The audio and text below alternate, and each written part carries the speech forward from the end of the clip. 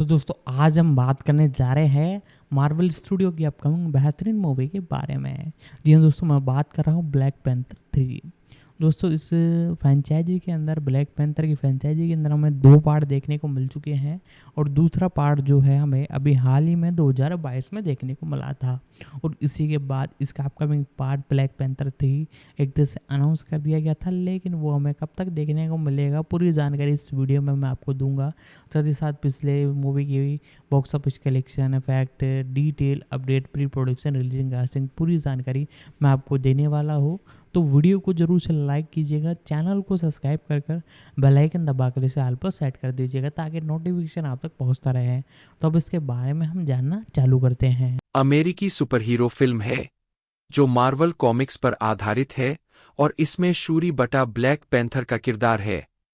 Marvel studio द्वारा निर्मित और Walt Disney studio motion pictures द्वारा वितरित यह ब्लैक पैंथर 2018 की अगली कड़ी और मार्वल सिनेमैटिक यूनिवर्स एमसीयू की 30वीं फिल्म है।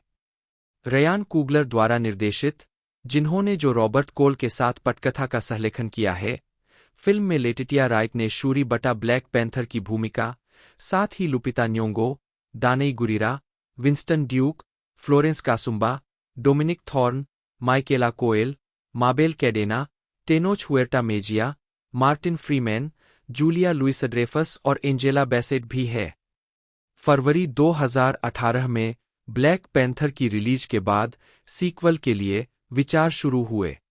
कुगलर ने अगले महीनों में निर्देशक के रूप में लौटने के लिए बातचीत की और मार्वल स्टूडियोज ने आधिकारिक तौर पर 2019 के मध्य में सीक्वल के विकास की पुष्टि की। अगस्त 2020 में फिल्म की योजना बदल गई जब ब्लैक पैंथर स्टार और टीचाला अभिनेता चैडविक बोसमैन की कोलन कैंसर से मृत्यु हो गई। मार्वल ने उनकी भूमिका को दोबारा नहीं चुनने का फैसला किया।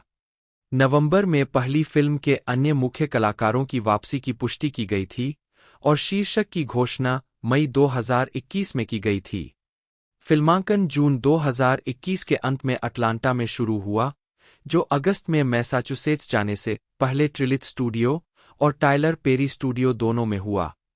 ब्लैक पैंथर वकंडा फॉरएवर का प्रीमियर 26 अक्टूबर 2022 को लॉस एंजल्स के हॉलीवुड में एल कैपिटन थिएटर और डॉल्बी थिएटर में हुआ और इसे एमसीयू के चरण 4 में अंतिम फिल्म के रूप में 11 नवंबर को संयुक्त राज्य अमेरिका में रिलीज किया गया।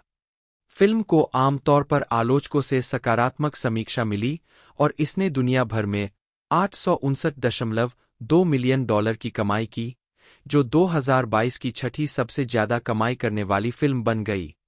वकंडा फॉरएवर और बैसेट के प्रदर्शन को कई पुरस्कार और नामांकन मिले, जिसमें 5 अकादमी पुरस्कार, कॉस्ट्यूम डिजाइन जीतना, 1 ब्रिटिश अकादमी फिल्म पुरस्कार, 6 क्रिटिक्स चॉइस मूवी अवार्ड, 2 जीतना, 2 गोल्डन ग्लोब अवार्ड, 1 जीतना और 2 स्क्रीन एक्टर्स गिल्ड अवार्ड शामिल है।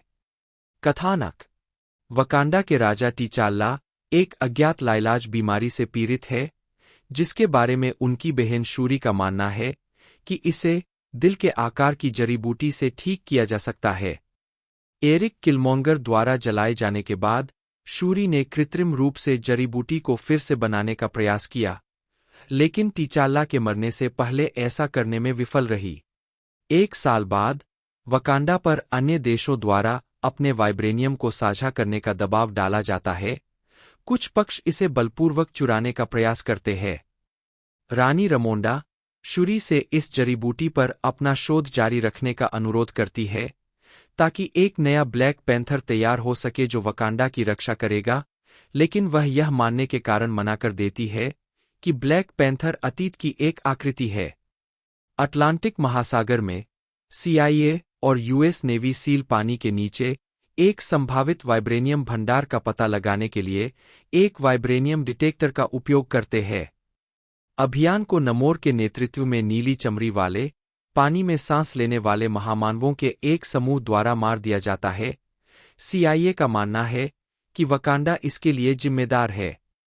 नमोर वकांडा की उन्नत सुरक्षा को आसानी से दरकिनार करते हुए रमोंडा और शूरी का सामना करता है। CIA एजेंट एवरेट के रॉस से शूरी और ओकोए को पता चलता है कि वह वैज्ञानिक MIT की छात्रा रीरी विलियम्स है और उससे भिड़ने के लिए वे विश्वविद्यालय पहुंचते हैं।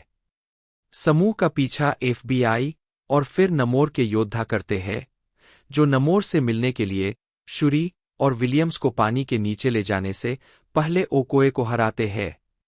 शूरी की रक्षा करने में ओकोए की विफलता से क्रोधित होकर रमोंडा ने डोरा मिल्जे के जनरल के रूप में उसकी उपाधि छीन ली और नाकिया की तलाश की, जो द ब्लिप के बाद से हैती में रह रही है। नमोर शूरी को अपने वाइब्रेनियम से समृद्ध तालोकान के पानी के नीचे के साम्राज्य को दिखाता है, जिसे उसने सदियों से दुनिया की खोज से बचाया है। माया को गुलाम बनाने के लिए सतह की दुनिया से क्रोधित नमोर बाकी दुनिया के खिलाफ वकांडा के साथ गठबंधन का प्रस्ताव नाकिया शूरी और विलियम्स को भागने में मदद करती है। इस प्रक्रिया में एक तालोकानिल गार्ड को मार देती है और नमोर वाकांडा के खिलाफ एक हमले के साथ जवाबी कार्रवाई करता है, जिसके दौरान विलियम्स को बचाते हुए रमोंडा डूब जाता है।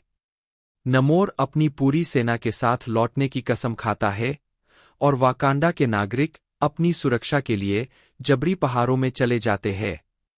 इस बीच रॉस को उसकी पूर्व पत्नी CIA निदेशक वैलेंटिना एलेग्रा डी फॉन्टेन द्वारा वाकांडन के साथ गुप्त रूप से वर्गीकृत खुफिया जानकारी का आदान प्रदान करने के लिए गिरफ्तार किया जाता है। रमोंडा के अंतिम संस्कार के बाद शूरी उस जड़ी बूटी के अवशेष का इस्तेमाल करती है जिसने नमोर के लोगों को उनकी अलौकिक क्षमताएं दी थीं, ताकि दिल के आकार की जड़ी बूटी का निर्माण किया जा सके। वह इसे निगल लेती है, अलौकिक क्षमताएं प्राप्त करती है और पैतृक विमान में किलमोंगर से मिलती है, जो उससे बदला लेने का आग्रह करता है। शूरी ने एक नया ब्लैक पैंथर सूट पहना और अन्य वकंडन जनजातियों द्वारा ब्लैक पैंथर के रूप में स्वीकार किया गया।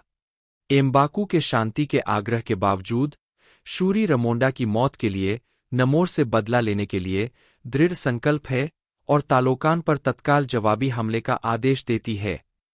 लड़ाई की तैयारी करते हुए अयो के डोरा मिल्जे के जनरल का पद संभालने के साथ शूरी ने मिडनाइट एंजेल कवच ओकोए को प्रदान किया, जिसने बदले में डोरा मिल्जे, एक समुद्री जहाज का उपयोग करते हुए वकंडन नामोर और उसके योद्धाओं को एक अन्य वाइब्रेनियम डिटेक्टर के साथ सतह पर लाते हैं और लड़ाई शुरू हो जाती है। शूरी नामोर को सुखाने और उसे कमजोर करने के इरादे से एक लड़ाकू विमान में फंसा लेती है। दोनों एक रेगिस्तानी समुद्र तट पर दुर्घटनाग्रस्त हो जाते हैं और लड़ते हैं। शूरी ऊपरी हाथ हासिल कर लेती है, लेकिन उसे रमोंडा का एक दर्शन होता है और वह नामोर से झुकने की विनती करती है और उसे एक शांतिपूर्ण गठबंधन का प्रस्ताव देती है। नामोर स्वीकार करता है और लड़ाई समाप्त हो जाती है। नामोर की चचेरी बहन नामोरा नामोर के आत्मसमर्पण से परेशान है, लेकिन वह उसे आश्वासन देता है कि नया गठबंधन उन्हें एक दिन सतह की दुनिया को जीतने की अनुमति देगा। विलियम्स अपना सूट पीछे छोड़कर MIT लौट आती है। शूरी हैती में नाकिया से मिलने जाती है, जहां वह रमोंडा की इच्छा के अनुसार उसके अंतिम संस्कार के वस्त्र को जला देती है और अंततः टीचाला के लिए शोक मना पाती है। मिडक्रेडिट सीन में शूरी को पता चलता है कि नाकिया और टीचाला का एक बेटा है जिसका नाम टूसेंट है, जिसे नाकिया गुप्त रूप से पाल रही है। टूसेंट बताता है कि उसका वकंदन नाम टीचाला है। कास्ट लेटिटिया राइट शूरी बटा ब्लैक पैंथर के रूप में वकांडा की राजकुमारी जो देश के लिए नई तकनीक डिजाइन करती है। 6. राइट को चैडविक बोसमैन की मृत्यु के बाद फिल्म में एक बड़ी भूमिका दी गई थी, जिन्होंने पिछले MCU मीडिया में शूरी के बड़े भाई टीचाला बटा ब्लैक पैंथर के रूप में अभिनय किया था। 7. राइट ने कहा कि शूरी टीचाला को दुखी करने के लिए अपनी तकनीक का सहारा लेती है। 8. लुपिता न्योंगो नाकिया के रूप में एक पूर्व युद्ध कुत्ता, वकांडा के लिए एक अंडरकवर जासूस, रिवर ट्राइब से। 7. न्योंगो ने कहा कि नाकिया ब्लिप और टीचाला की मौत दोनों के बाद परिपक्व हो गई है, यह बताते हुए कि उसके चरित्र की प्राथमिकताएं बदल गई है और तेज हो गई है, जबकि यह भी कहा कि नाकिया अभी भी वह है जिसे आप मुसीबत में होने पर कॉल करना चाहते हैं।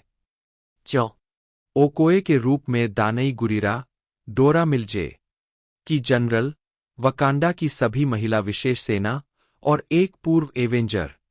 ओकोए बाद में अनेका के साथ मिडनाइट एंजेल्स की कमान संभालती है। फिल्म में यह पता चलता है कि ओकोए के पति डब्ल्यूकाबी को ब्लैक पैंथर 2018 की घटनाओं के बाद कैद कर लिया गया था। 10 गुरिरा ने कहा कि फिल्म ओकोए की मानवता के कई पहलुओं का पता लगाएगी। श्री विंस्टन ड्यूक एम्बाकू के रूप में एक शक्तिशाली योद्धा और वाकांडा की पहाड़ी जनजाति जाबरी का नेता। 7 ड्यूक ने संकेत दिया कि एवेंजर्स इन्फिनिटी वॉर 2018 और एवेंजर्स एंडगेम 2019 की घटनाओं में जाबरी की भागीदारी के बाद जनजाति अब वाकांडा के बाकी हिस्सों से अलग थलग नहीं है। उन्होंने यह भी महसूस किया कि एम्बाकू वाकांडा के लिए इस नई दुनिया में आगे बढ़ने का तरीका जानने की कोशिश कर रहा था, ठीक वैसे ही जैसे वास्तविक दुनिया में कई लोग कोविड-19 महामारी के संबंध में करने की कोशिश कर रहे थे। शार फ्लोरेंस कासुम्बा अयो के रूप में एक सदस्य और दूसरी इन कमांड जो बाद में ओकोए से उसके कर्तव्यों को छीन लिए जाने के बाद डोरा मिल्जे की जनरल बन जाती है। वह अनेका के साथ रोमांटिक रूप से जुड़ी हुई है। शिसा डोमिनिक थोर्न रीरी विलियम्स के रूप में शिकागो से एक एमआईटी छात्र और प्रतिभाशाली आविष्कारक जो एक कवच का सूट बनाता है जो टोनी स्टार्क बटा आयरन मैन द्वारा बनाए गए एक को टक्कर देता है। 14 निर्देशक रयान कुगलर ने कहा कि विलियम्स शूरी के लिए एक पन्नी है, दोनों के बीच समानता का एक धागा है, लेकिन वे बहुत बहुत अलग भी है। 15 विलियम्स और शूरी का रिश्ता ब्लैक अनुभव की विविधता की एक समान खोज का प्रतिनिधित्व करता है, जैसा कि ब्लैक पैंथर में टीचाला और किलमॉन्गर के रिश्ते ने किया था। 8 माइकेला कोएल एनेका के रूप में एक वकंदन योद्धा और डोरा मिल्जे की सदस्य। एनेका बाद में ओकोए के साथ मिडनाइट एंजेल्स की कमान संभालती है। एनेका का आयो के साथ रोमांटिक संबंध है। 8 कोएल को कॉमिक्स में दिखाए गए किरदार की तरह क्वीर होने की वजह से आकर्षित किया गया और कुगलर ने एनेका को एक तरह की विद्रोही बताया। शिल्यो माबेल कैडेना नमोरा के रूप में नमोर की चचेरी बहन। शिसा टेनोच हुएर्टा मेजिया नमोर के रूप में तालोकान के राजा, पानी के नीचे रहने वाले लोगों की एक प्राचीन सभ्यता। 17 जो उन्हें पंख वाले सर्प देवता के उकुलकन के रूप में संदर्भित करते हैं।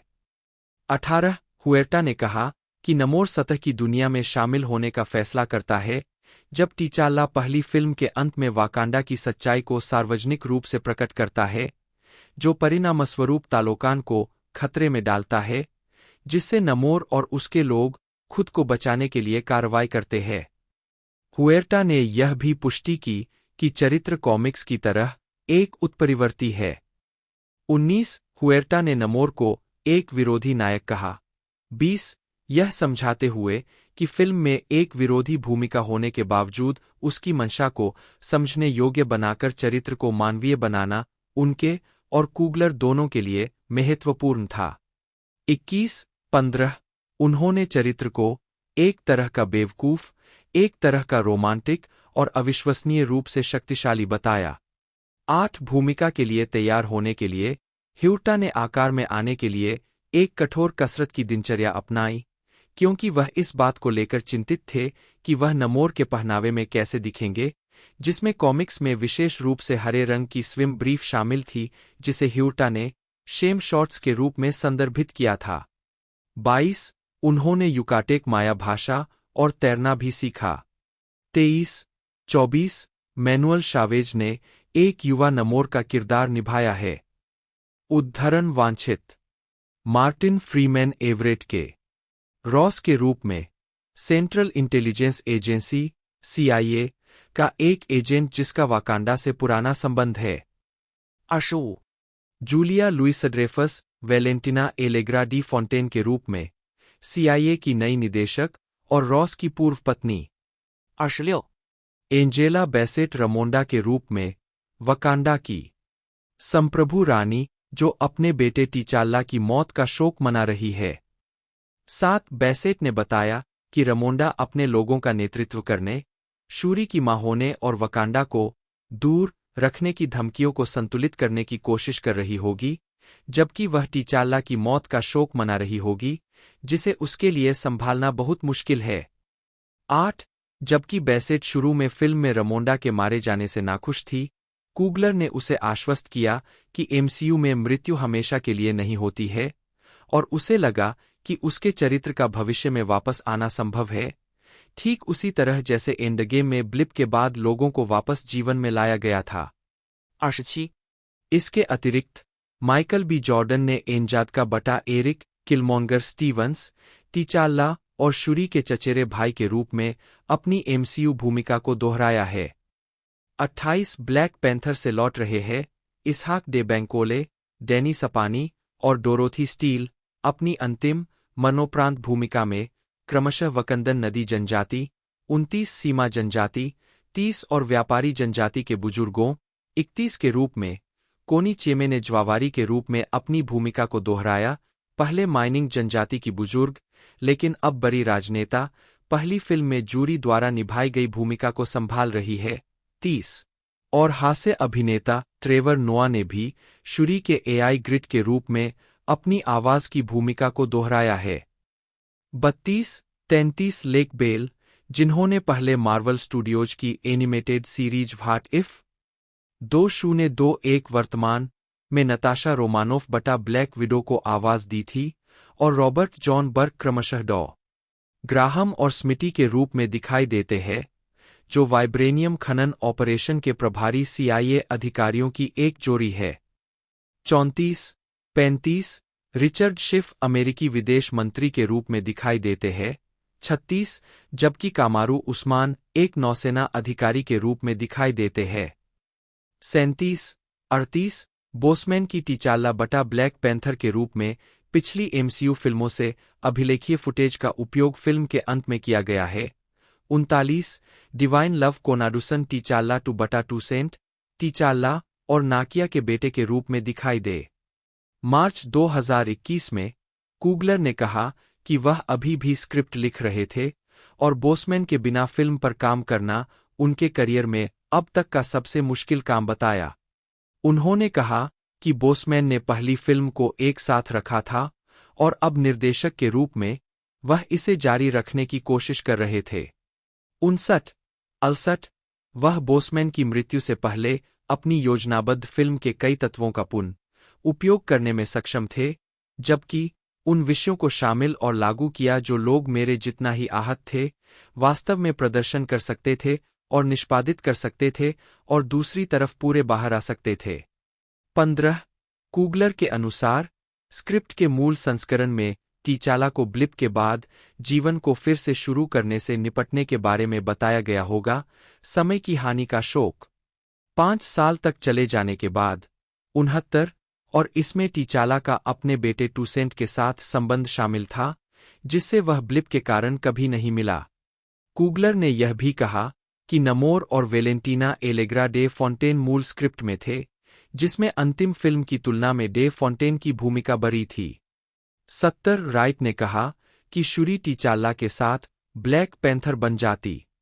71 फ्रीमैन ने कहा कि वह जल्द ही इस परियोजना पर चर्चा करने के लिए कूगलर से मिलेंगे। 60 अप्रैल में कूगलर ने एक ऑपेड लिखा, जिसमें उन्होंने कहा कि राज्य द्वारा विवादास्पद चुनाव अखंडता अधिनियम 2021 कानून पारित करने के बावजूद फिल्म की शूटिंग जॉर्जिया में ही होगी। हालांकि कूगलर ने बिल का समर्थन नहीं किया, लेकिन उन्हें लगा कि राज्य में फिल्म निर्माण का बहिष्कार करने से उन लोगों पर नकारात्मक प्रभाव पड़ेगा जो अन्यथा फिल्म द्वारा नियोजित होते। इसके बजाय उन्होंने बिल को पलटने के तरीके के बारे में जागरूकता बढ़ाने की योजना बनाई। 72 न्योंगो ने कूगलर की योजनाओं के लिए उत्साह व्यक्त किया और बताया कि कैसे इसमें शामिल सभी लोग बोसमैन की विरासत को जारी रखने के लिए समर्पित थे। 73।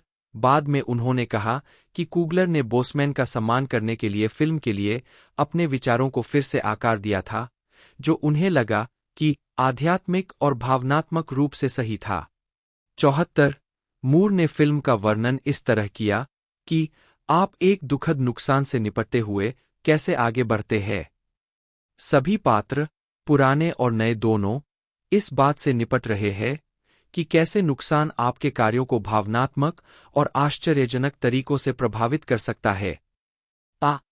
फिल्म पहली फिल्म से नारीवादी विषयों की खोज जारी रखती है। न्योंगो ने कहा कि फिल्म महिला पात्रों के विश्वासों, जुनून, प्यार और तर्कों से निपटेगी, जिससे एक मजबूत नाटक बनेगा। उन्हें यह भी लगा कि वकंडा एक दुनिया है जहां हम पहुंचने का प्रयास कर रहे हैं। 75। फिल्म ने नमोर को एमसीयू से परिचित कराया, जबकि कॉमिक्स अटलांटिस से उनके गृहक्षेत्र को बदलकर तालोकान कर दिया। 15। 17। तालोकान एक भव्य, छिपी हुई, पानी के नीचे की मेसो अमेरिकन सभ्यता है जो प्राचीन मय संस्कृति से प्रेरित थी। क्रिएटिव ने इसे चित्रित करने के लिए मय इतिहासकारों और विशेषज्ञों के साथ काम किया। 8। कुगलर ने उल्लेख किया कि तालोकान वकांडा के समान था, क्योंकि यह भी एक उन्नत सभ्यता थी जो सादे नज़र में छिपी हुई थी। 15। मूर ने कहा कि दोनों अक्सर खुद को संघर्ष में पाते हैं, क्योंकि वे भिन्न नहीं हैं। ये ऐसे राष्ट्र हैं जो छिपे रहना और अलग-थलग रहना पसंद करेंगे, जिनके राजा अविश्वसनीय रूप से शक्तिशाली है और दुनिया कैसी होनी चाहिए, इस बारे में उनके पास मजबूत दृष्टिकोण है। हन्ना बीचलर पहली फिल्म से प्रोडक्शन डिजाइनर के रूप में लौटती है। उन्होंने बताया कि उन्होंने फिल्म में अटलांटिस के इस संस्करण को चित्रित करने के लिए गहराई से गोता लगाया। वह फिल्मों जॉर्ज 1975 और close encounters of the third kind 1977 और जैक किर्बी की कॉमिक इमेजरी से प्रेरित थीं। कार्टर ने तालोकान लोगों के लिए अपनी वेशभूषा में जेड और जलीय तत्वों को शामिल किया और उनके पंखों वाले हेडड्रेस के लिए शेरफिश और शार्क जैसे समुद्री जीवों का संदर्भ दिया। पानी के नीचे फिल्मांकन की मात्रा को देखते हुए कई वेशभूषाओं को पानी में परीक्षण करने की आवश्यकता थी। 8। इसका एक कारण यह रहा होगा कि प्रतिस्पर्धी कंपनी डीसी एंटरटेनमेंट की ओर से एक्वामैन के साथ कोई तुलना नहीं की गई थी। 76। पौराणिक अटलांटिस और मेसोअमेरिका के बीच संबंध इग्नाटियस एल डोनेली की पुस्तक अटलांटिस द एंटीडिल्वियन वर्ल्ड 1882 से आया था। 77। पूरी फिल्म में तालोकानिल एक दूसरे का अभिवादन करने के लिए जिस हाथ के इशारे का इस्तेमाल करते हैं, जिसमें उनके हाथ एक समुद्री जीव के जबड़े की तरह खुलते और मुड़ते हैं, वह कोडेक्स जोचेनट्टल दस्तावेज में दर्शाए गए समान इशारों से प्रेरित था। 78। कुगलर ने पहली फिल्म पर काम करते समय नमोर को भविष्य की ब्लैक पैंथर फिल्म के लिए एक संभावित विरोधी के रूप में देखा था। मई 2021 में मार्वल स्टूडियोज ने फिल्म का शीर्षक ब्लैक पैंथर वाकांडा फॉरएवर के रूप में प्रकट किया। 80, जिसे फिल्म के एथन एंडरटन का मानना था कि यह बोसमैन के लिए एक उपयुक्त श्रद्धांजलि थी क्योंकि वाकांडा फॉरएवर वाकांडन्स की युद्ध पुकार है। 81 वाकांडा फॉरएवर को मूल रूप से एक संभावित तीसरी ब्लैक पैंथर फिल्म के शीर्षक के रूप में इस्तेमाल करने का इरादा था, इससे पहले कि क्रिएटिव ने इसे दूसरी फिल्म के लिए इस्तेमाल करने का फैसला किया। मूर ने कहा कि शीर्षक सही लगा क्योंकि यह विपरीत परिस्थितियों में विजय की कहानी है, यह विरासत की कहानी है, यह दृढ़ता की कहानी है और वाकांडा फॉरएवर उन सभी चीजों को कहता है। 82 उस महीने के अंत तक फ्रीमैन ने कहा कि उन्होंने स्क्रिप्ट पढ़ ली है और इसके लिए उत्साह व्यक्त किया है।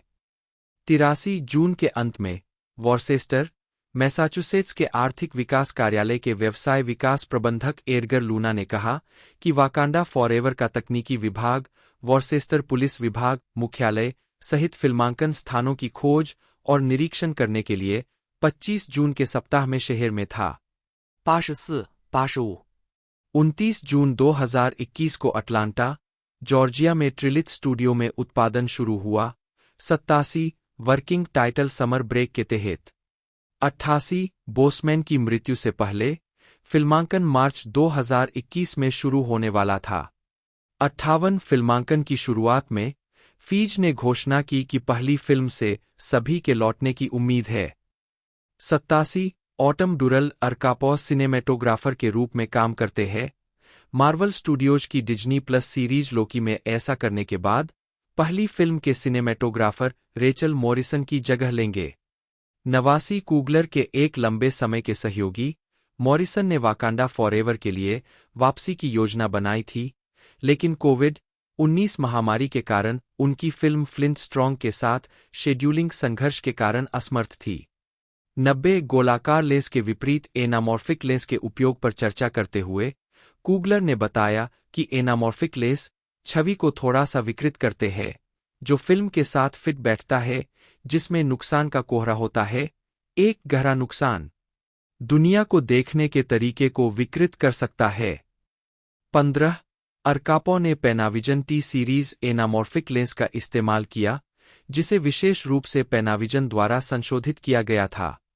91 राइट, गुरिरा, न्योंगो और कासुम्बा बोसमैन की मौत के लिए अपने दुहक से निपटने के दौरान सेट पर एक साथ बंधे। राइट और गुरिरा विशेष रूप से एक साथ सैर करने के माध्यम से जुड़ते हैं। गुरिरा ने सिंहासन सेट में प्रवेश करते समय भावुक होने का वर्णन किया, क्योंकि उन्हें पहली फिल्म के दौरान बोसमैन के साथ फिल्मांकन के दृश्य याद थे, और कहा कि कूगलर ने उनके दुहक को दूर करने में उनकी मदद की। 75 बैसेट ने जुलाई में कहा कि बोसमैन की मृत्यु के कारण पटकथा में अभी भी बदलाव हो रहे थे और कम से कम 5 अवतारों से गुजरी थी। उन्होंने यह भी संकेत दिया कि पहली फिल्म के सहलेखक जो रॉबर्ट कोल सीक्वल में योगदान दे रहे थे।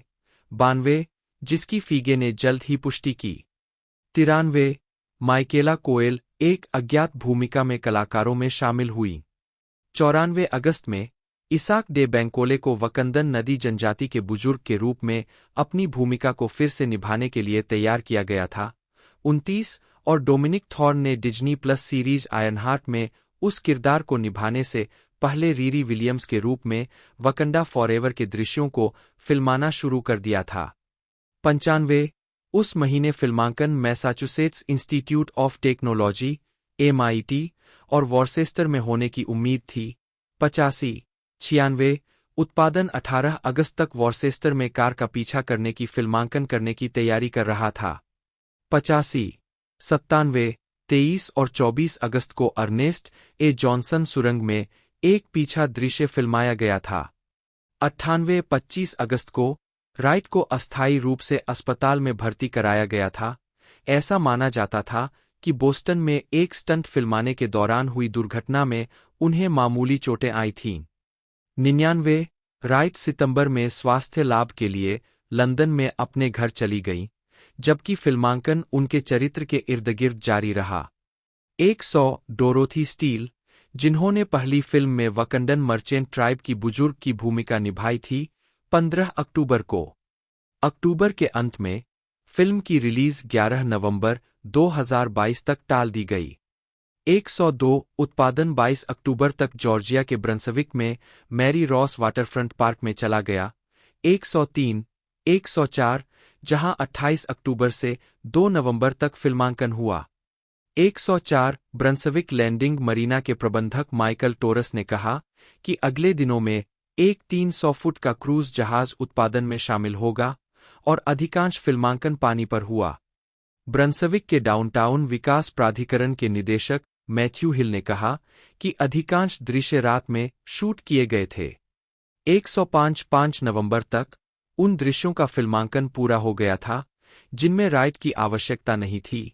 119 नवंबर को उत्पादन बंद होने से पहले यह राइट के फ्रैक्चर वाले कंधे और एक कंस्यूशन को समायोजित करने के लिए था। 186 संयुक्त राज्य अमेरिका के रोग नियंत्रण और रोकथाम केंद्र CDC ने 8 नवंबर को नए नियम लागू किए, जिसमें गैर अमेरिकी नागरिकों को कोविड-19 के खिलाफ पूरी तरह से टीका लगवाना और देश की यात्रा करने से पहले टीकाकरण का प्रमाण प्रस्तुत करना आवश्यक था। हॉलीवुड रिपोर्टर ने नोट किया कि यह अटलांटा में राइट की फिल्मांकन में वापसी के लिए एक मुद्दा पेश कर सकता है, क्योंकि वह अमेरिकी नागरिक नहीं है और कथित तौर पर उसे टीका नहीं लगाया गया था।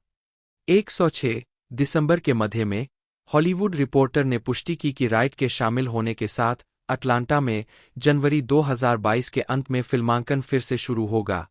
107 फीगे मूर और कार्यकारी निर्माता लुइस डिएस्पोसिटो ने अंतराल की शुरुआत पर पुष्टि की कि राइट फिल्म की नई लीड थीम 86、जनवरी 2022 के मध्य तक फिल्मांकन फिर से शुरू हुआ, जिसमें एक स्वस्थ राइट वापस लौट आया और 4 सप्ताह तक जारी रहने की उम्मीद थी। 108, 109 फिल्मांकन मूल रूप से 10 जनवरी को फिर से शुरू होने वाला था, लेकिन न्योंगो सहित कलाकारों और चालक दल के सदस्यों के कोविड-19 के लिए सकारात्मक परीक्षण के बाद 1 सप्ताह की देरी हुई।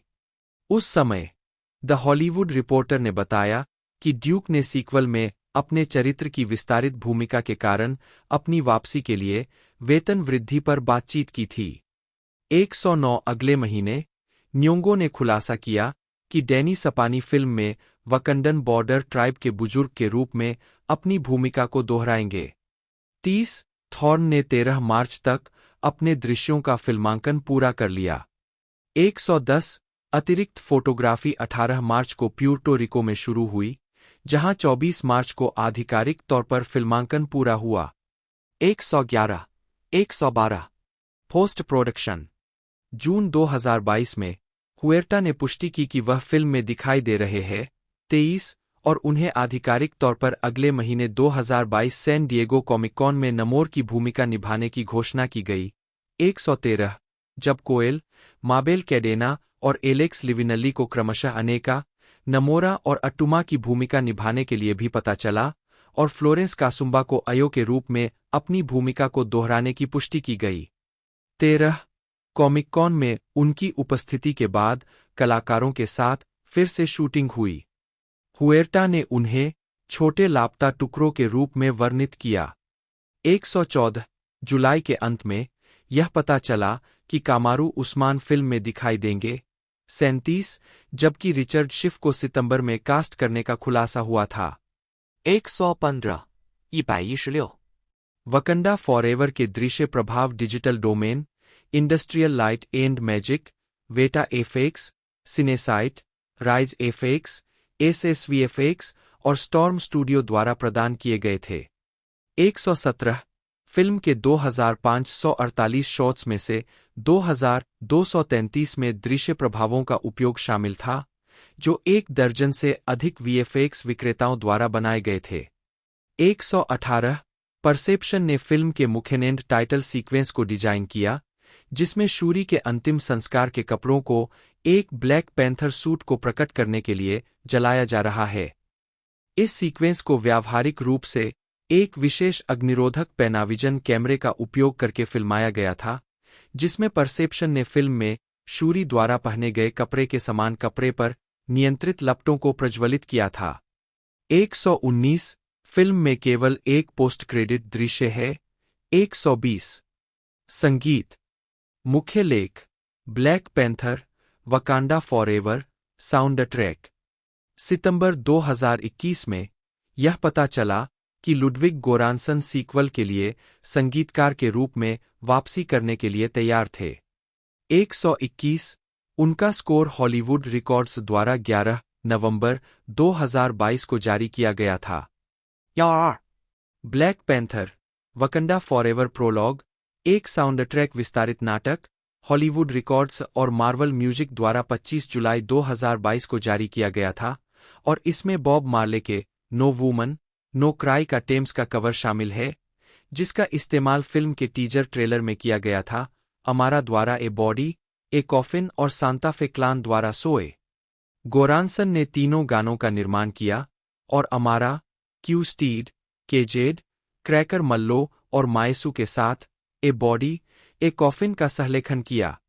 123 अक्टूबर 2022 के अंत में यह घोषणा की गई थी कि फिल्म का मुख्य एकल रिहाना का लिफ्ट मी अप होगा, जिसे बोसमैन को श्रद्धांजलि के रूप में टेम्स, गोरानसन, रिहाना और कूगलर द्वारा लिखा गया था।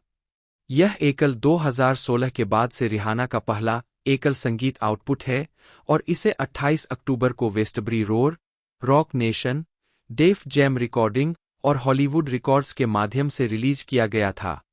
टेम्स ने कहा कि वह एक ऐसा गीत लिखना चाहती थी जो उन सभी लोगों से गर्मजोशी से भरे आलिंगन को चित्रित करे जिन्हें मैंने अपने जीवन में खो दिया है।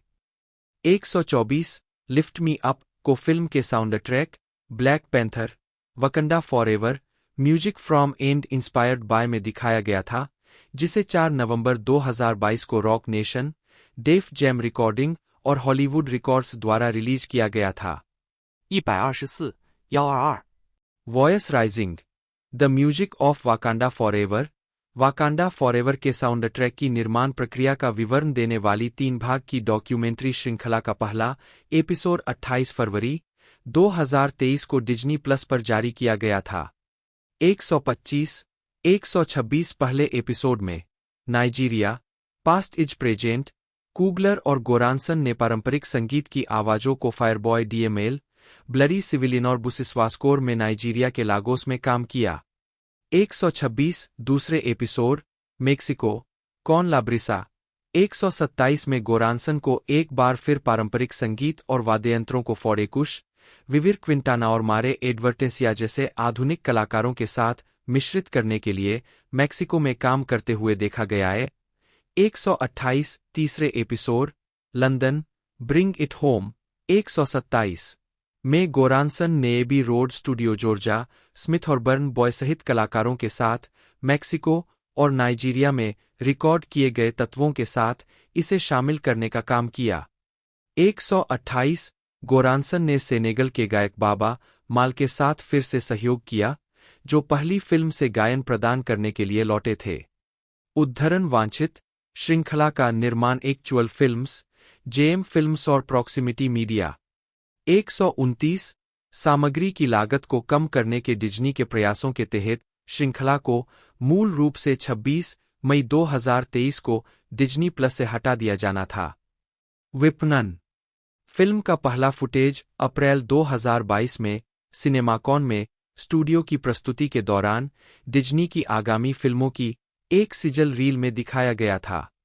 131 फीज कूगलर और कलाकारों ने 2022 सैन डिएगो कॉमिक-कॉन में गायक बाबा माल, तामा खिलाड़ी मासम्बा डियोप और अन्य अफ्रीकी ड्रमर और नर्तकियों के लाइव प्रदर्शन और 23 जुलाई 2022 को टीजर ट्रेलर की शुरुआत के साथ फिल्म का प्रचार किया।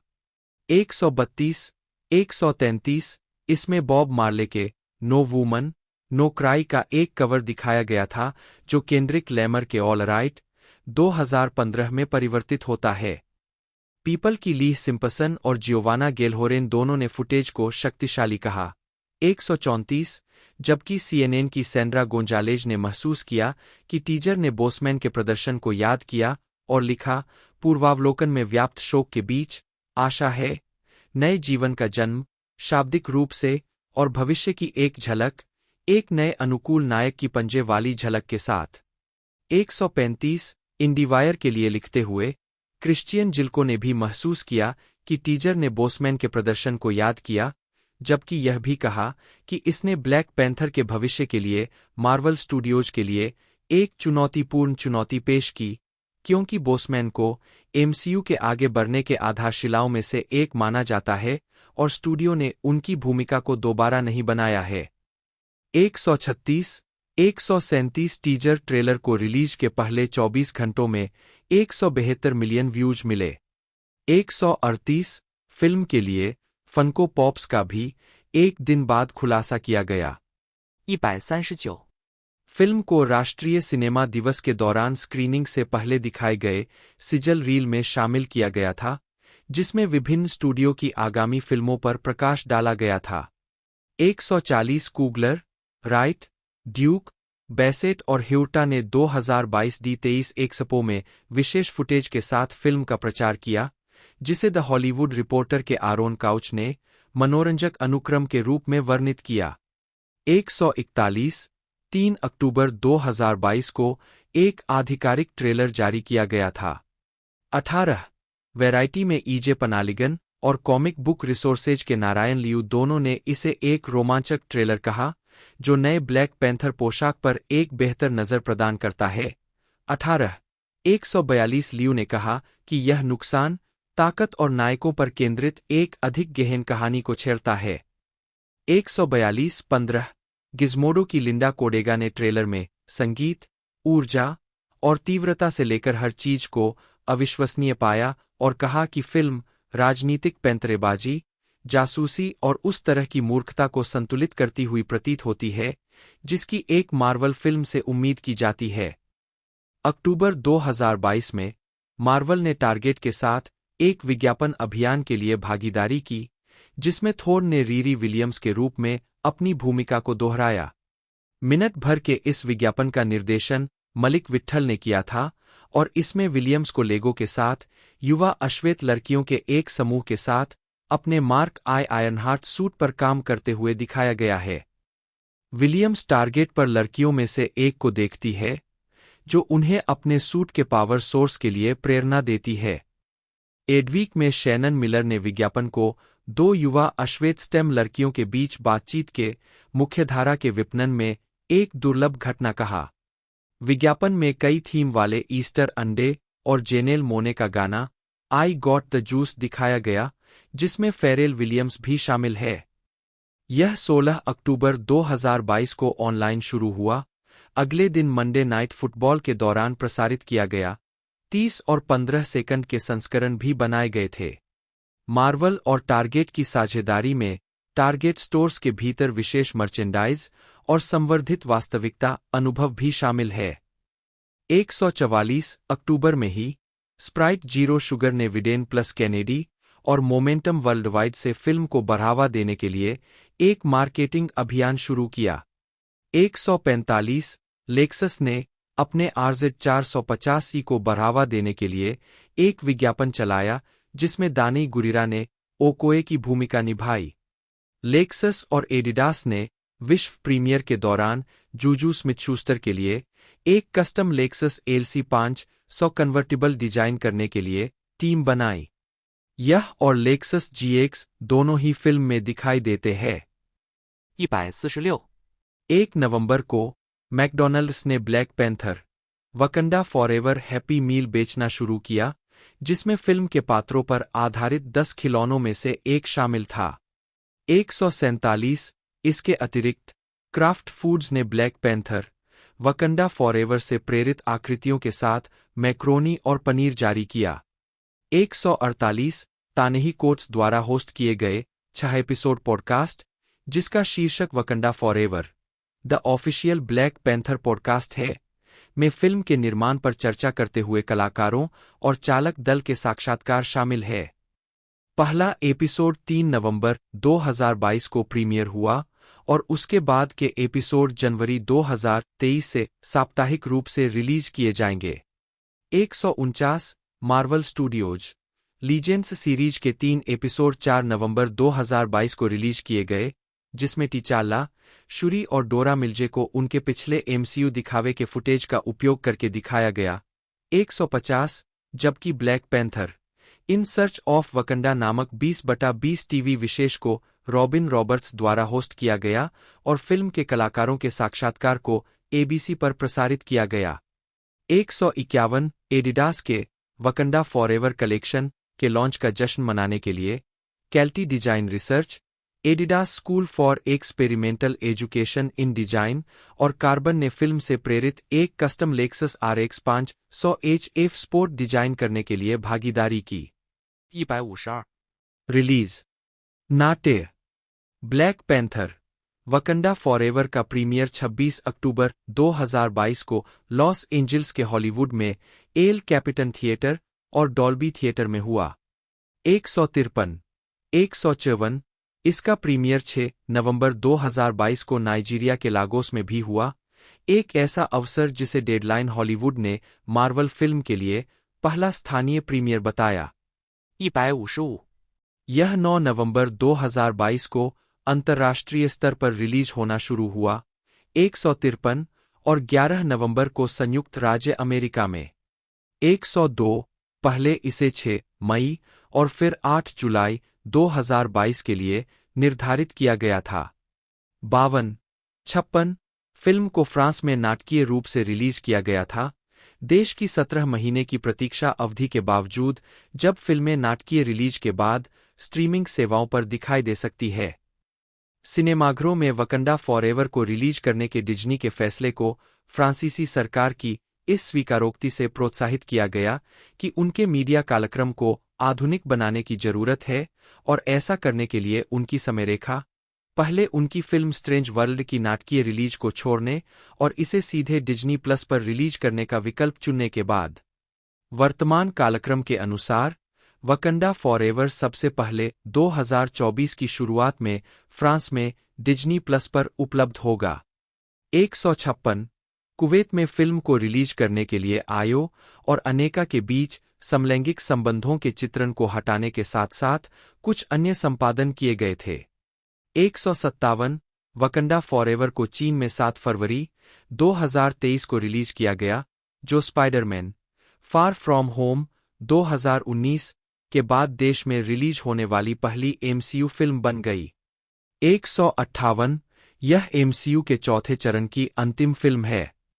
159， होम मीडिया यह फिल्म 1 फरवरी 2023 को डिज्नी प्लस पर रिलीज हुई थी, जिसका आईमैक्स एनहांस्ड संस्करण भी उपलब्ध है। 160 इसे Walt Disney studio home entertainment द्वारा 7 फरवरी 2023 को अल्ट्रा एचडी ब्लूरे और डीवीडी पर भी रिलीज किया गया था। होम मीडिया में ऑडियो कमेंट्री, हटाए गए दृश्य, एक गैग रील और विभिन्न बिहाइंड द सीन फीचर शामिल है। 161 डिज्नी प्लस पर रिलीज होने पर यह फिल्म अपने पहले 5 दिनों में स्ट्रीम किए गए घंटों के आधार पर सेवा पर वैश्विक स्तर पर सबसे ज्यादा देखी जाने वाली मार्वल फिल्म प्रीमियर बन गई। 162， स्वागत। Box office black Panther Wakanda forever ने संयुक्त राज्य अमेरिका और कनाडा में $453.8 मिलियन और अन्य क्षेत्रों में $405.4 मिलियन की कमाई की है, जिससे दुनिया भर में कुल $859.2 मिलियन की कमाई हुई है। 5-4 यह 2022 की छठी सबसे ज्यादा कमाई करने वाली फिल्म है। 163 इसके दुनिया भर में शुरुआती सप्ताहांत में $331.6 मिलियन की कमाई हुई, जो स्पाइडरमैन नो वे होम $601 मिलियन और doctor strange in the multiverse of madness $452 million के बाद महामारी युग की तीसरी सबसे बड़ी ओपनिंग थी। 164 डेडलाइन हॉलीवुड ने फिल्म के शुद्ध लाभ की गणना $259 मिलियन की है, जिसमें उत्पादन बजट, विपणन, प्रतिभा भागीदारी और अन्य लागतें शामिल है। बॉक्स ऑफिस की कमाई और घरेलू मीडिया राजस्व ने इसे 2022 की सबसे मूल्यवान ब्लॉकबस्टर्स की सूची में 5वें स्थान पर रखा। द हॉलीवुड रिपोर्टर के अनुसार ब्लैक पैंथर वकंडा फॉरएवर को अपने शुरुआती सप्ताहांत में अमेरिका और कनाडा में $175 मिलियन की कमाई का अनुमान था।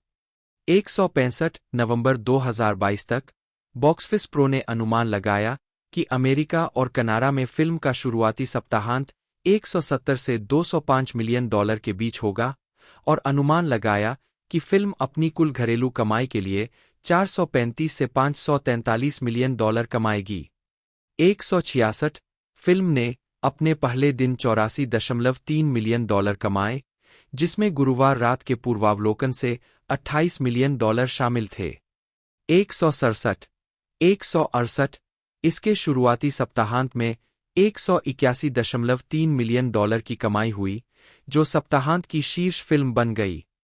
169 यह the hunger games catching fire $158.1 million को पीछे छोड़ते हुए अब तक का सबसे बड़ा नवंबर ओपनिंग वीकेंड था। 170 वकंडा फॉरएवर अपने दूसरे सप्ताहांत में शीर्ष फिल्म रही, जिसने $66.5 मिलियन से अधिक की कमाई की, जो 63% की गिरावट को दर्शाता है। 171 अगले सप्ताहांत में फिल्म बॉक्स ऑफिस पर शीर्ष पर रही, जिसने $45.6 मिलियन 31% की गिरावट की कमाई की। 5 दिवसीय थैंक्सगिविंग सप्ताहांत में इसकी सकल कमाई $63.8 मिलियन थी। 172, 173 फिल्म अपने चौथे और पांचवें सप्ताहांत में चार्ट में शीर्ष पर रही, जिसने क्रमशः $17.5 मिलियन और $11.2 मिलियन की कमाई की। 174, 175 अपने छठे सप्ताहांत में वकंडा फॉरएवर ने $5.3 मिलियन कमाए और अवतार द वे ऑफ वाटर द्वारा विस्थापित हो गई। 176 यह टॉप गन, मेवरिक और अवतार द वे ऑफ वाटर के बाद इस क्षेत्र में 2022 की तीसरी सबसे ज्यादा कमाई करने वाली फिल्म है। 177， अमेरिका और कनाडा के बाहर फिल्म ने अपने पहले सप्ताहांत में 50 बाजारों से $150.3 मिलियन की कमाई की। यह नाइजीरिया में किसी फिल्म के लिए अब तक की सबसे बड़ी ओपनिंग थी। साथ ही फ्रांस और दक्षिण अफ्रीका में 2022 में रिलीज होने वाली फिल्म के लिए यह दूसरी सबसे बड़ी ओपनिंग थी। 164 डिज्नी अफ्रीका ने बताया कि फिल्म ने पश्चिम अफ्रीका में एक सर्वकालिक बॉक्स ऑफिस रिकॉर्ड बनाया और पूर्वी अफ्रीका में 2022 की सबसे बड़ी ओपनिंग जमा की। साथ ही दक्षिणी अफ्रीका में अब तक की दूसरी सबसे ज्यादा बॉक्स ऑफिस कमाई की। 178, 179 फिल्म के लिए 5 सबसे बड़ी ओपनिंग यूनाइटेड किंगडम और Ireland $15 million, France $13.7 million, Mexico $12.8 million, दक्षिण कोरिया $8.9 मिलियन और ब्राजील $7.1 मिलियन में थीं। 164 अपने दूसरे सप्ताहांत में वकंडा फॉरएवर ने 49% की गिरावट के साथ $69.8 मिलियन की कमाई की।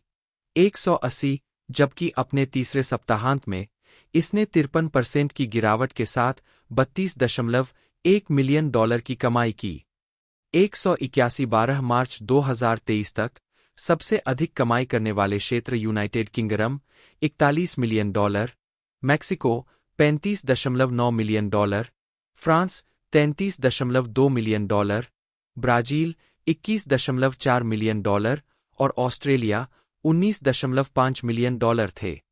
4 आलोचनात्मक प्रतिक्रिया।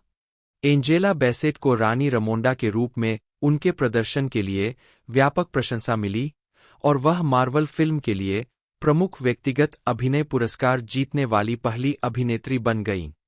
182， समीक्षा एग्रीगेटर वेबसाइट रॉटन टोमाटोज ने 447 समीक्षाओं के आधार पर 7.1/10 की औसत रेटिंग के साथ 83% की स्वीकृति रेटिंग की सूचना दी। साइट के आलोचकों की आम सहमति पड़ती है। एक मार्मिक श्रद्धांजलि जो संतोषजनक रूप से फ्रेंचाइज को आगे बढ़ाती है, black Panther Wakanda forever MCU के लिए एक महत्वाकांक्षी और भावनात्मक रूप से पुरस्कृत जीत का प्रतीक है। 183 मेटाक्रिटिक पर 62 आलोचकों के आधार पर फिल्म का भारित औसत स्कोर 100 में से 67 है, जो आमतौर पर अनुकूल समीक्षा दर्शाता है। 184 सिनेमास्कोर द्वारा सर्वेक्षण किए गए दर्शकों ने फिल्म को A+ से F पैमाने पर A का औसत ग्रेड दिया, जबकि पोस्टरट्रैक ने बताया कि दर्शकों ने फिल्म को 93% का समग्र सकारात्मक स्कोर दिया, जिसमें 85% ने कहा कि वे निश्चित रूप से इसकी सिफारिश करेंगे। 185， एम्पायर ऑनलाइन पर कैम्बोले कैंपबेल ने फिल्म को 5 में से 4 स्टार दिए, जिसमें कहा गया कि यह फिल्म मार्वल फिल्मों के कुछ हद तक फार्मूलाबद्ध युग से अलग है। यह अपनी जगह की सम्मोहक समझ और चैडविक बोसमैन के लिए एक भावुक स्तुति के रूप में अभिनय करके एक साथ बनी हुई है और महसूस किया कि यह कल्पनाशील और जमीनी है, जो सामान्य सीजी प्रधान तमाशे की ओर झुकाव को थोड़ा झकझोरता है। कैंपबेल ने राइट, ड्यूक, बेसेट और कोएल के अभिनय की सराहना की और ह्यूटा के चरित्र को एक हाइलाइट, अनुभवी कॉमिक्स चरित्र का एक कल्पनाशील रूपांतर, एक ऐसा व्यक्ति जो यहां विश्वास दिलाने वाले झर के साथ सच बोलता है, के रूप में वर्णित किया। 186 आईजीएन में टॉम जॉर्गेनसन ने फिल्म को 10 में से 7 अंक दिए, जिसमें कहा गया कि यह तीचाला के लिए एक प्रभावी, भावनात्मक विदाई थी, एक दर्दनाक अतीत से अपना भविष्य बनाने पर एक चिंतन, लेकिन एक ऐसे कथानक के साथ जिसे एक बिल्कुल नए राष्ट्र का परिचय देना है और मार्वल कहानियों की एक नई लहर का मार्ग प्रशस्त करना है। यह उस सभी अपेक्षाओं के भार के नीचे संघर्ष करता है। जॉर्गेनसन ने बैसेट और ह्यूटा के अभिनय की प्रशंसा की, लेकिन उन्हें लगा कि तालोकान को इतनी खूबसूरती से स्थापित नहीं किया गया था और फिल्म के तीसरे भाग ने अपनी किस्मत को बहुत आगे बढ़ा दिया। एक खराब कल्पना और तार्किक रूप से चौंकाने वाले सामरिक विकल्प के साथ। 187， वैरायटी के ओवेन ग्लीबरमैन ने लिखा, फिल्म में ब्लैक पैंथर की क्लासिक कॉमिक बुक पाव नहीं है और यह आसानी से 20 मिनट ज्यादा लंबी है। हम शायद तालोकान बैकस्टोरी के बिना रह सकते थे। फिर भी वाकांडा फॉरएवर में धीमी गति से जलने वाला भावनात्मक रहस्य है। एक बार जब फिल्म गति पकड़ना शुरू करती है तो यह रुकने नहीं देती। 188। इसी तरह शिकागो ट्रिब्यून के माइकल फिलिप्स को लगा कि वाकांडा फॉरएवर पहली फिल्म की तरह खास नहीं है। जैसे जैसे फिल्म आगे बढ़ती है, कहानी कहने की गुणवत्ता और खासकर एक्शन सीक्वेंस कम प्रभावी होते जाते हैं। फिर भी उन्होंने कहा कि यह स्क्रीन पर हर अभिनेता अद्भुत है, तब भी जब स्क्रिप्ट और प्रभाव चालित तमाशा गलत तरह के अधिक के लिए बस जाता है। 189। एबीसी न्यूज के पीटर ट्रेवर्स ने बैसेट, राइट और थॉर्न के अभिनय की सराहना की, लेकिन लिखा कि फिल्म का रन टाइम बहुत लंबा लगता है, जिसमें युद्ध के दृश्य, अत्यधिक कंप्यूटर प्रभाव और बहुत ज्यादा फ्रेंचाइज बिल्डिंग है। 190। बीबीसी के निकोलस बार्बर ने कहा कि बोसमैन के नुकसान के कारण सीक्वल को संघर्ष करना पड़ा, लेकिन उन्होंने दृश्य प्रभावों और बैसेट, राइट और लुपिता न्योंगो के अभिनय की सराहना की। 191， हॉलीवुड रिपोर्टर के डेविड रूनी ने महसूस किया कि भले ही लंबाई बहुत ज्यादा लगती हो, लेकिन कूगलर और उनके संपादकों को चरित्र और रिश्तों के विकास के लिए एक्शन दृश्यों के बीच सांस लेने की जगह देने के लिए श्रेय दिया जाना चाहिए। लुडविग गोरांसन के अफ्रीकी प्रभावित स्कोर ने उन शांत क्षणों और बड़े स्मैकडाउन दोनों को बढ़ाया। वाकांडा फॉरएवर के लिए अपने पूर्ववर्ती के सफल प्रभाव से मेल खाना असंभव है, लेकिन भविष्य की किश्तों के लिए मार्ग प्रशस्त करते हुए गाथा को जारी रखने के मामले में यह पूरी तरह से संतोषजनक है। 192। वाशिंगटन पोस्ट की एन हॉर्नरे ने लिखा, वाकांडा फॉरएवर निराशाजनक रूप से रुका हुआ महसूस करता है। दोहरावदार, अतिपरिचित एक्शन दृश्यों, भावुक भावनात्मक धड़कनों और एक असंबद्ध, कभी कभी असंगत कहानी का सहारा लेकर आगे बढ़ने में असमर्थता को कवर करता है। 193। रिव्यूज के जेम्स बेरार्डिनेली ने फिल्म के रन टाइम और वर्ल्ड बिल्डिंग सबप्लॉट की आलोचना करते हुए फिल्म को 4 में से 2 स्टार दिए। उन्होंने आगे लिखा कि सीक्वल इतनी बुरी फिल्म नहीं है जितनी निराशाजनक और हताश करने वाली है। चरित्र विकास, मुख्य रूप से शूरी के लिए, जिसके पास सबसे गहरा और सबसे सम्मोहक आर्क है, और एक्शन कार का पीछा करना औपचारिक है, लेकिन कुछ युद्ध के दृश्यों को अच्छी तरह से निष्पादित किया गया है। दोनों के संदर्भ में कुछ मजबूत क्षण है, लेकिन उनमें से पर्याप्त नहीं है। दर्शकों से सामूहिक जयकार पाने के लिए डिजाइन किए गए कोई भी उत्साहजनक क्षण नहीं है। 194， फ्रांस के सशस्त्र बलों के मंत्री सेबेस्टियन लेकॉर्नू ने फिल्म में फ्रांसीसी सशस्त्र बलों के चित्रण पर सवाल उठाया और इसे गलत और भ्रामक प्रतिनिधित्व कहा। फिल्म के एक दृश्य में फ्रांसीसी भारे के सैनिकों को दिखाया गया है, जिन्हें माली में एक चौकी पर हमला करने के बाद वकंदों द्वारा पकड़ लिया गया था। उन्हें ऑपरेशन बरखाने में फ्रांसीसी सैनिकों द्वारा पहनी गई वर्दी के समान वर्दी में संयुक्त राष्ट्र के सामने लाया गया था। इसे फ्रांस के लिए एक संवेदनशील कहानी माना गया, क्योंकि इसके सैनिक 2022 में माली युद्ध में शामिल होने से पीछे हट गए और उनकी जगह रूस के वैगन समूह ने ले ली। 195， प्रशंसा। मुख्य लेख, ब्लैक पैंथर, वकांडा फॉरएवर को प्राप्त पुरस्कारों की सूची। ब्लैक पैंथर, वकांडा फॉरएवर को 5 अकादमी पुरस्कार, 1 जीतने वाला। 196, 1 ब्रिटिश अकादमी फिल्म पुरस्कार। 197, 6 क्रिटिक्स च्वाइस मूवी पुरस्कार, 2 जीतने वाला। 198, 2 गोल्डन ग्लोब पुरस्कार, 1 जीतने वाला। 199 और 2 स्क्रीन एक्टर्स गिल्ड पुरस्कार 200 सहित अन्य के लिए नामांकित किया गया था। बेसेट मार्वल फिल्म में अपनी भूमिका के लिए एक प्रमुख अभिनय पुरस्कार जीतने वाली पहली अभिनेत्री बनी। 182 इसके अलावा 95वें अकादमी पुरस्कार में सर्वश्रेष्ठ सहायक अभिनेत्री के लिए बेसेट के नामांकन के साथ ब्लैक पैंथर वकंडा फॉरएवर अभिनय श्रेणी में अकादमी पुरस्कार के लिए नामांकित होने वाली पहली मार्वल फिल्म बन गई। लेटिटिया मिशेल राइट, जन्म 31 अक्टूबर 1993, एक गुयाना की अभिनेत्री है। उन्होंने television series Top Boy, Coming Up, Chasing Shadows, Humans, Doctor Who और ब्लैक मिरर में अतिथि भूमिकाओं के साथ अपना करियर शुरू किया। बाद के लिए उन्हें प्राइम टाइम एमी अवार्ड के लिए नामांकन मिला। उसके बाद उन्हें 2015 की फिल्म अर्बन हाइमन में उनकी भूमिका के लिए सफलता मिली, एक जिसके लिए British academy of film and television arts ने राइट को 2015 के ब्रेकथ्रू ब्रिज समूह में शामिल किया। 2018 में उन्होंने Marvel cinematic universe film black panther में शूरी के अपने चित्रण के लिए वैश्विक मान्यता प्राप्त की, जिसके लिए उन्होंने नाक इमेज अवार्ड और सैग अवार्ड जीता। उन्होंने Avengers infinity war 2018, Avengers end game 2019 और ब्लैक पैंथर वकंडा फॉरएवर 2022 में भूमिका को दोहराया। 2019 में उन्हें बाफ्टा राइजिंग स्टार अवार्ड मिला। वह स्टीव मैक्वीन की 2020 एंथोलॉजी सीरीज स्मॉल एक्स में भी दिखाई दी, जिसने उन्हें सैटेलाइट अवार्ड के लिए नामांकित किया। प्रारंभिक जीवन और शिक्षा। लेटिटिया मिशेल राइट का जन्म 31 अक्टूबर 1993 को जॉर्जटाउन, गुयाना में हुआ था। उनका एक भाई इवान बॉम्बोका है।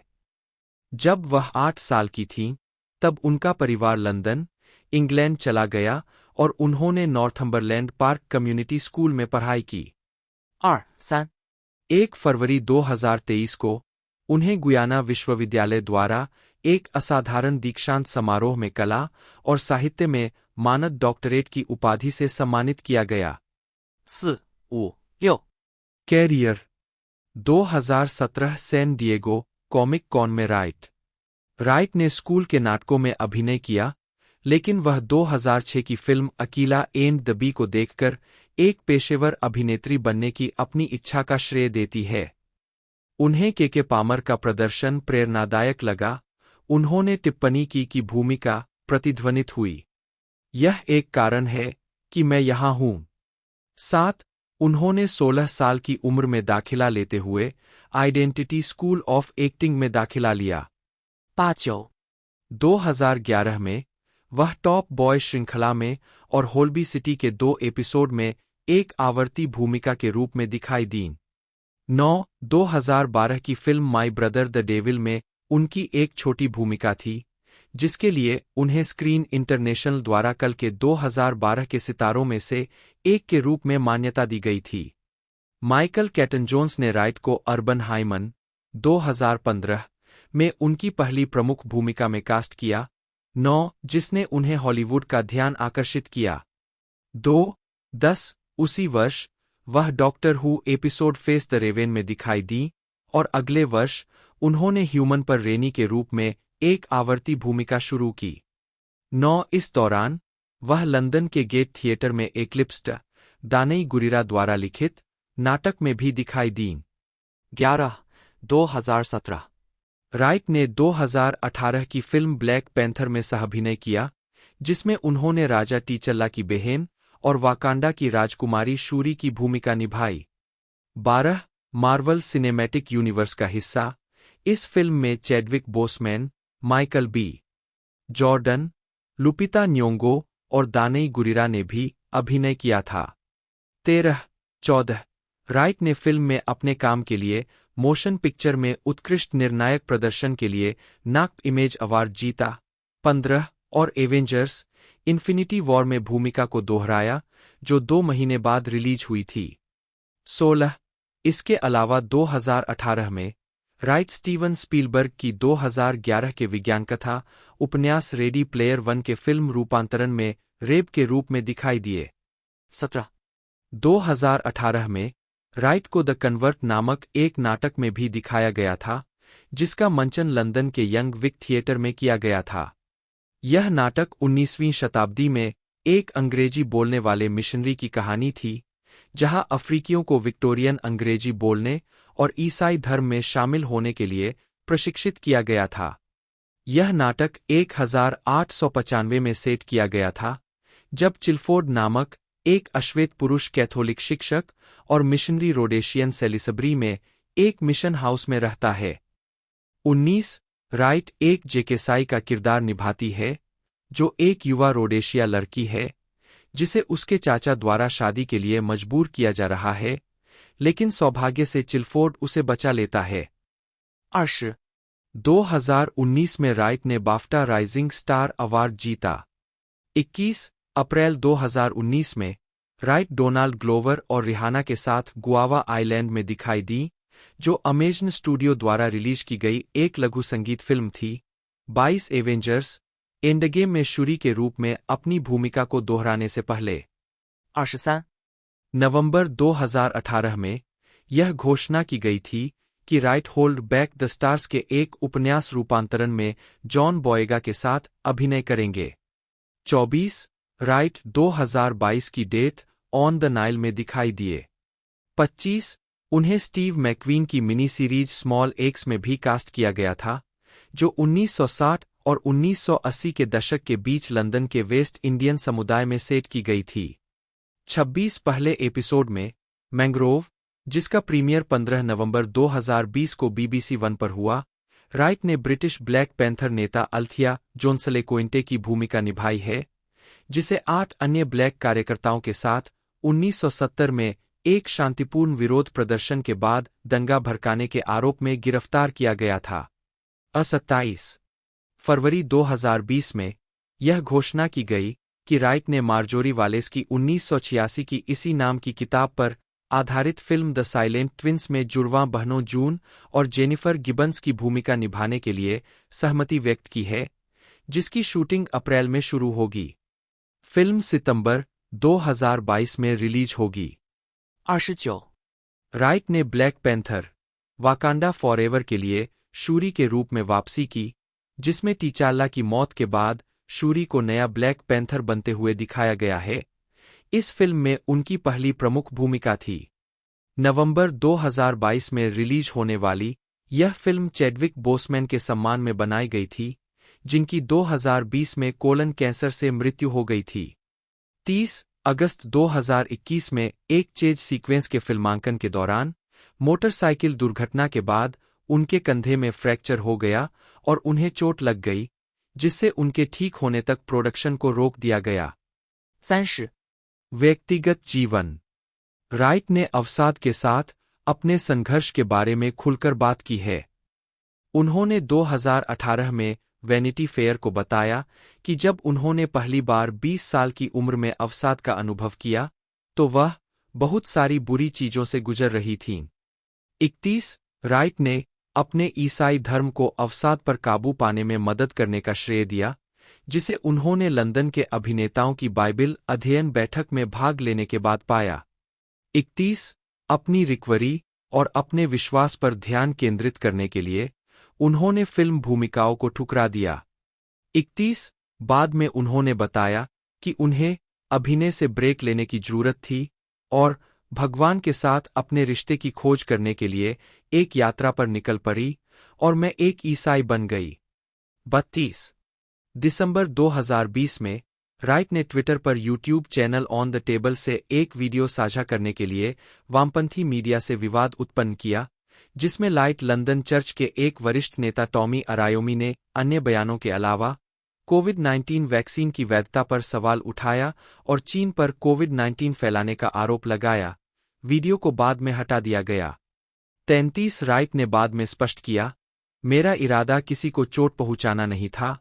वीडियो पोस्ट करने का मेरा एकमात्र उद्देश्य यह था कि यह मेरी चिंताओं को बढ़ाए कि वैक्सीन में क्या है और हम अपने शरीर में क्या डाल रहे हैं। इसके अलावा और कुछ नहीं। 34 इसके बाद उन्होंने सोशल मीडिया छोड़ दिया। 35 अक्टूबर 2021 में द हॉलीवुड रिपोर्टर ने बताया कि वीडियो की प्रतिक्रिया और ब्लैक पैंथर वकंडा फॉरएवर के सेट पर एंटी वैक्सीन भावनाओं को कथित रूप से बढ़ावा देने के कारण राइट ने अपने अमेरिकी प्रतिनिधियों की टीम के साथ भाग लिया था। 36 राइट इन दावों का खंडन करने के लिए सोशल मीडिया पर लौट आए। 37 राइट की वकंडा फॉरएवर की सहकलाकार एंजेला बेसेट ने कहा कि उन्होंने फिल्मांकन के दौरान राइट को कभी भी वैक्सीन विरोधी भावनाओं को साझा करते नहीं सुना, जबकि मार्वल के उपाध्यक्ष नेट मूर ने दावा किया कि वह सेट पर अपने विचार साझा नहीं कर रही थी और उनकी स्थिति ने उत्पादन को प्रभावित नहीं किया। 30 उस महीने के अंत में राइट ने एक लेख के लिए हॉलीवुड रिपोर्टर की निंदा की, जिसमें उन्हें व्यक्तिगत सामान के साथ पुरस्कार सीजन की संभावनाओं में शामिल किया गया था। 39 उन्होंने दोहराया कि उन्होंने 2 साल पहले ही अपनी टिप्पणियों के लिए माफी मांग ली थी और इस विषय पर चुप रहीं, और प्रकाशन और फीनबर्ग दोनों पर उनके खिलाफ एजेंडा रखने का आरोप लगाया, जिसे उन्होंने घृणित व्यवहार बताया। 40 तो ये हमें 26 अक्टूबर 2022 को हॉलीडे लॉस एंजलिस में देखने को मिली थी और 11 नवंबर 2022 को इसका जो पार्ट 2 है वो देखने को मिला था। 161 मिनट टोटल इसके पिछले पार्ट की लेंथ थी और बजट इसका 200 से 250 मिलियन था और इसने नेट जो कलेक्शन किया 860 मिलियन का कलेक्शन किया था, जो कि बहुत ही बेहतरीन रहा है और इसी के साथ लोगों द्वारा भी इसे बड़ा पसंद किया गया था। अब इसका तीसरा पार्ट हमें देखने को मिल जाएगा, लगभग 25 तक का इंतज़ार हमें करना पड़ेगा, बाकी कंफर्म हमें देखने को मिलने वाला है। पूरी जानकारी मैंने इसके बारे में आपको बता दी है। तो यदि आपको वीडियो अच्छी लगती है तो वीडियो को जरूर से लाइक कीजिएगा, चैनल को सब्सक्राइब करके बेल आइकन दबाकर इसे ऑल पर सेट कर दीजिएगा। आज की इस वीडियो में दोस्तों इतना ही, मिलते हैं अगले वीडियो में।